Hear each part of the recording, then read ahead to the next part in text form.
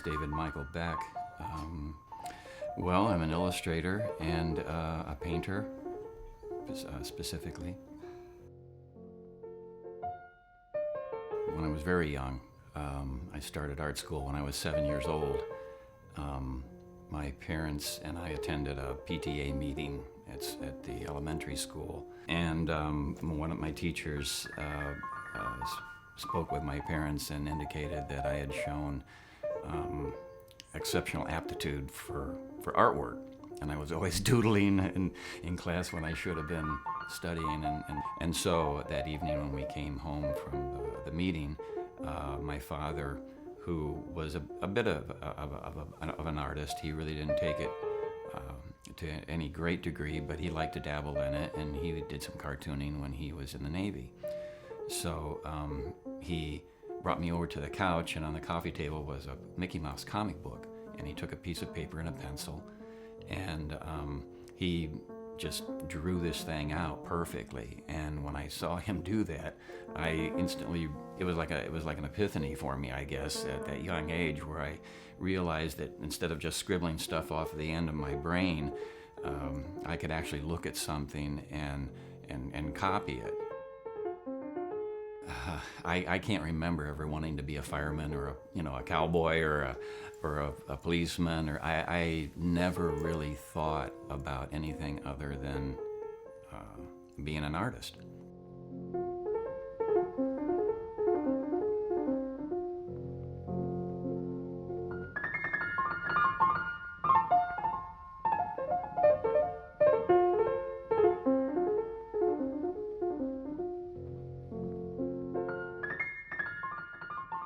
I wanted to get into a total art school. I didn't want to take English, I didn't want to take math. I wanted a total program, and that pretty much meant going to an art academy. So I did some research and decided that I would like to try the American Academy of Art in Chicago. And so my father and I drove up there and looked at the school in the summertime. And I liked what I saw, because I didn't really know anything else other than it was an art school that was, offering a pure curriculum in art.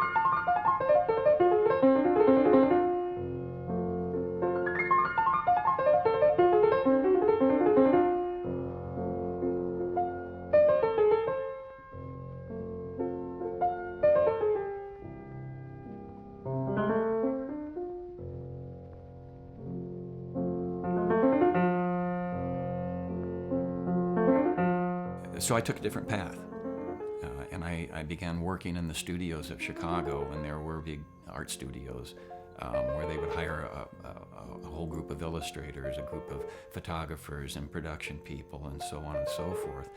And my real start in professional, in the profession of an illustrator, was when I began working in those studios, because you were subjected to a lot of different projects that covered a lot of different criteria.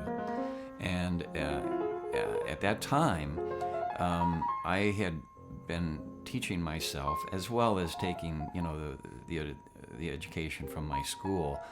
But I took it much further, because I was exploring the usage of a lot of different mediums and materials and tools. Because if you worked in a studio, the more range that you had in your work, the more possibility for getting jobs, because it was a freelance basis. You were made a commission on your work. I was into cartooning. I was into realism. I was into publishing. And so as I got older and I became more competitive in the marketplace, my interests and range widened, which kind of brings me up to where I'm at now, where I'm proficient in a number of different mediums and different techniques. that can be applied to just about every market you can possibly think of. I've worked in editorial markets, publishing, entertainment, institutional work. I've worked in just about every conceivable market you can think of. When you look at the range of my work, whether it be the animated, children's book kind of stuff that I've done, young adult readers work, poster work, the corporate commercial work, and then going into the gallery work.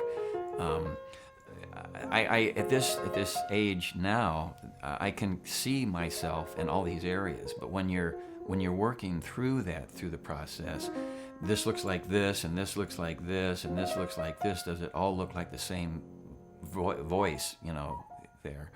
And a lot of my peers have said, yeah, I see your work. I see you in every area of range of your work. So in that respect, I guess I've done my job well because that was my intent. But sometimes it's hard to stand outside yourself as a devil's advocate and look at what you've been doing over a long period of time and look at it subjectively so that you can make hard decisions about whether you're accomplishing what you've set out to do intentionally or unintentionally. It's kind of all come to focus now.